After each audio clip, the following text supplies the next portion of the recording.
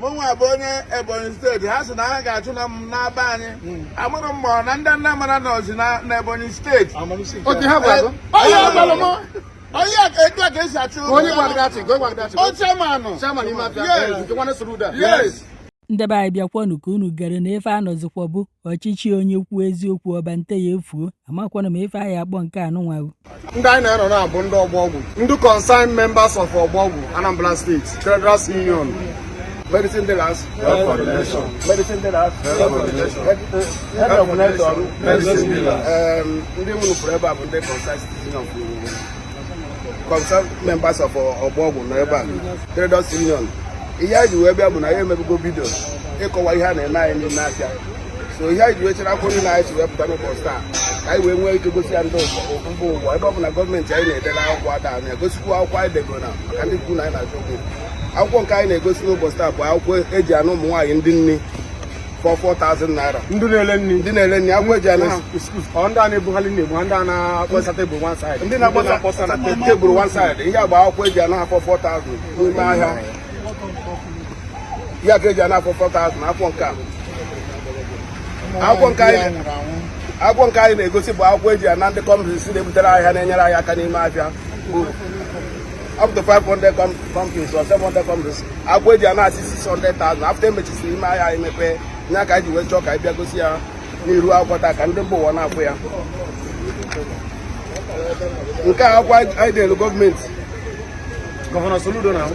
I did a SPAD. I copied a chief of staff.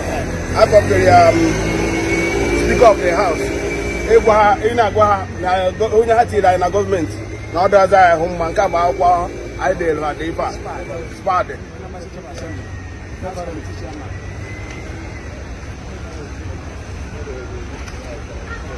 Akwụkwọ nke a bụ akwụkwọ chairman anyị ji ana after emepere ime afịa ya o ji ana ndị ahịa anyị 300,000 ya bụ akwụkwọ nke a o ji ana ndị afịa ndị o ji wee na ndị afịa anyị 300,000 mana chere enwere onwe chọrọ ajụgo esi na nke a bụ nke mba nke a bụ maka nke ndị company o ji ana company 600,000 mana how many companies about 700 companies mana na 600,000 mana ego ko na akwụ before if anyị na-akwụ before 360,000 after emepere ime afịa ya ọ naba 600,000 naira otu o mere all this company wee na-agba ọsọ ibizi anyị ngwa ahịa okay ndị company a na-agbazi ọsọ ibi anyị ngwa ahịa n'ime ahịa mana ụnụ ajụkwala why would you make that thing? I jụrụ ya so ihe ọ na-ekwu na gọọmenti si anaba the money na ya nwere right iji question about it and some company ebu na ọgwụ na-agbazi ọsọ ibitere ahịa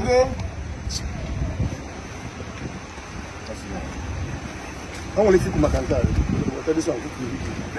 a nke o ji ana ndị ahịa anyị 300,000 amara m ego ihe ọnwụ nye ka ọ dị ịkọwa ego ihe ọnwụ 300,000 each person and the main thing bụ ụnụ jụọ ya ọ dị agwụ akọrọ anyị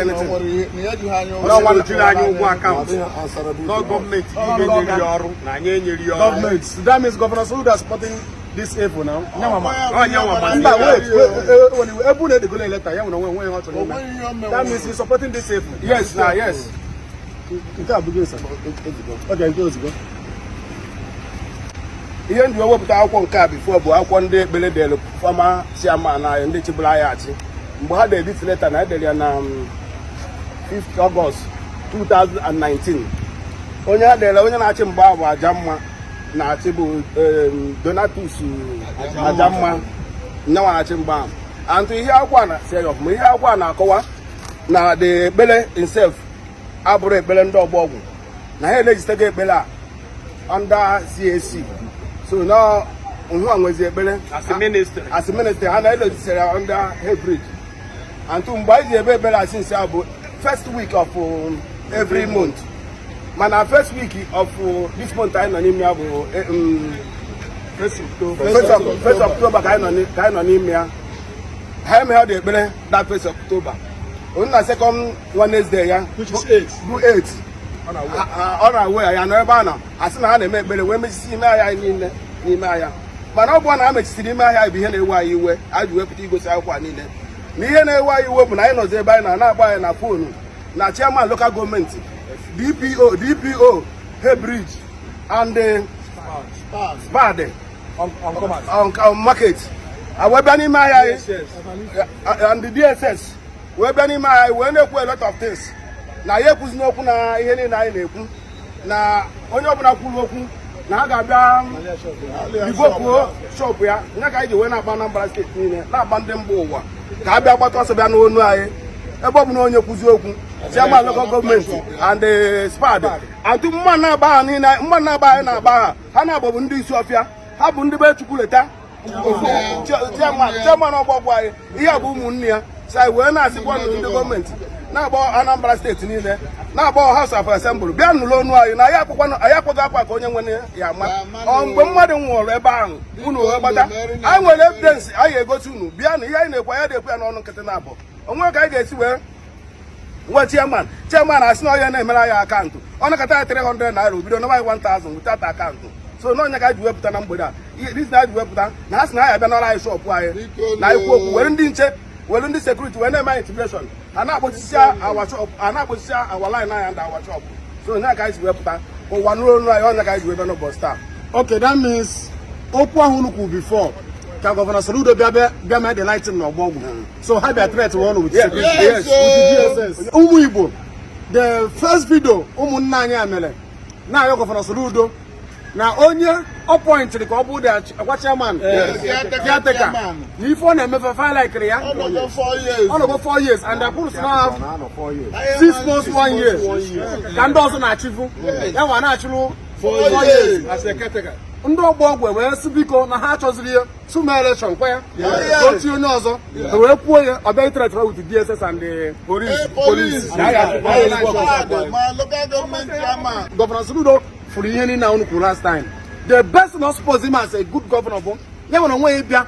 One of the lights now the mayor. Damn he use DSS police even a threat on. Okay,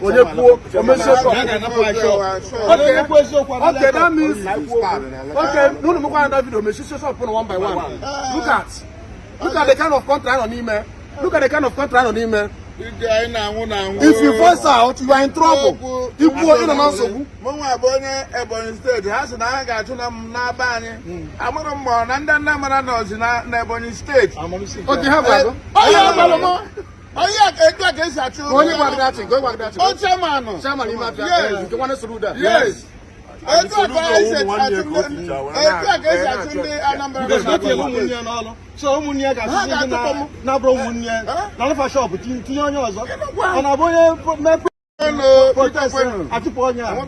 Soludo, Bikosa. Biama Lifendo Ogbogwu na Akpologo. Biama Lifendo Ogbogwu na Akpologo.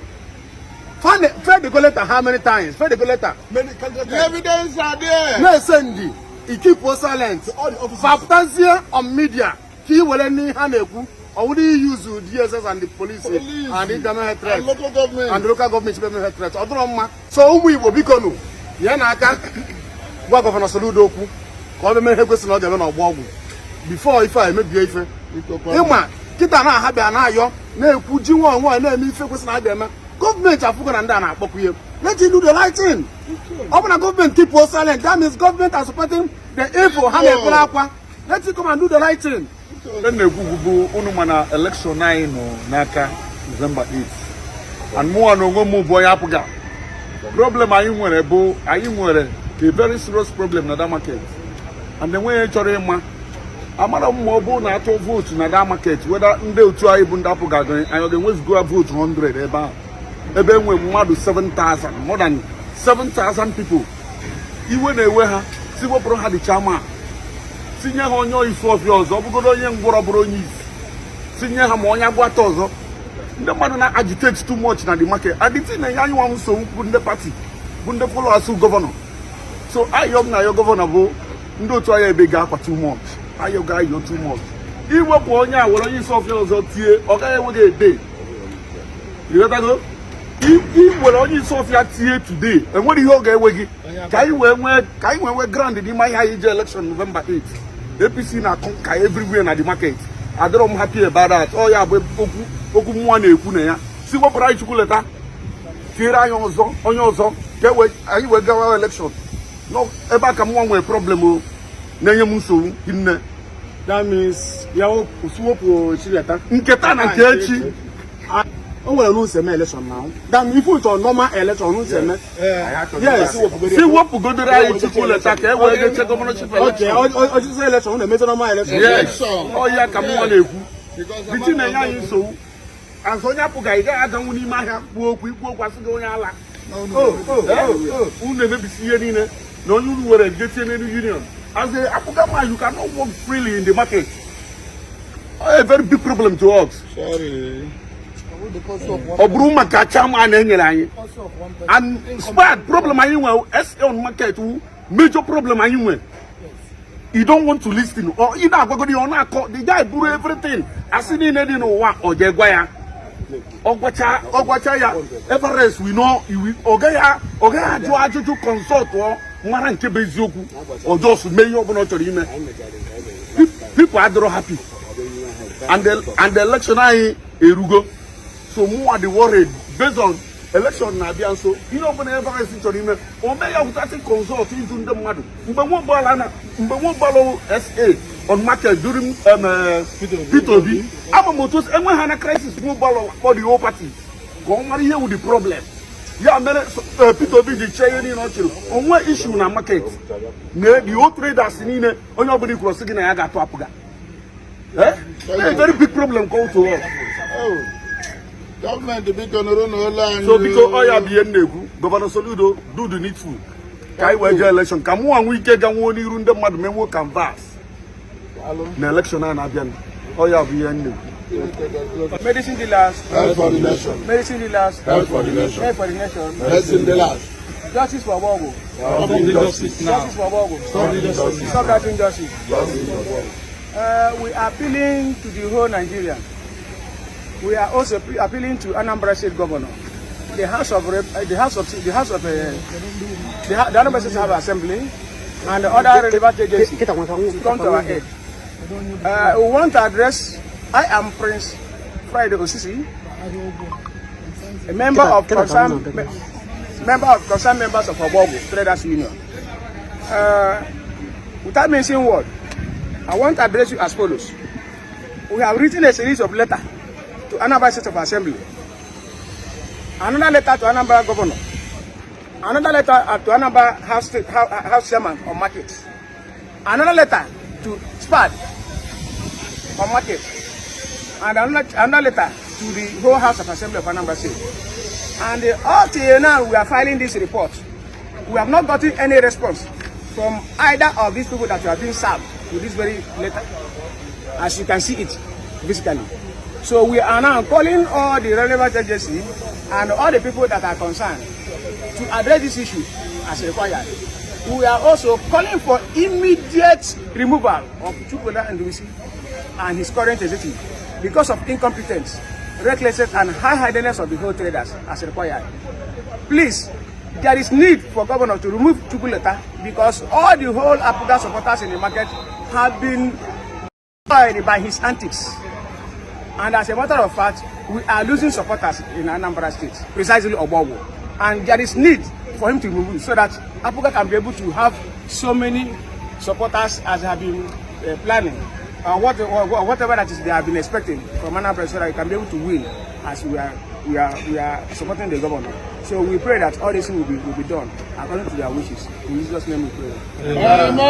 Governor Soludo biko o kwesịrị ka ụmụnna anyị a ndị Ogbogwu wetara gị complain kama ị ga-eneba anya n'ime ya ka ị mara ife cause that trouble ọ bụrụ itret nke tret ka ma achọrọ ọ dịrọ mma onye kwuo o mesie shop ya onye kwuo ọ kpụrụ ya that means you want them to die in silence ọ dịrọ mma nobody will force out nke ka ma achọrọ biko Governor Soludo do the lighting sir please than all this threat and lesson image shop on ya ọ dịrọ mma biko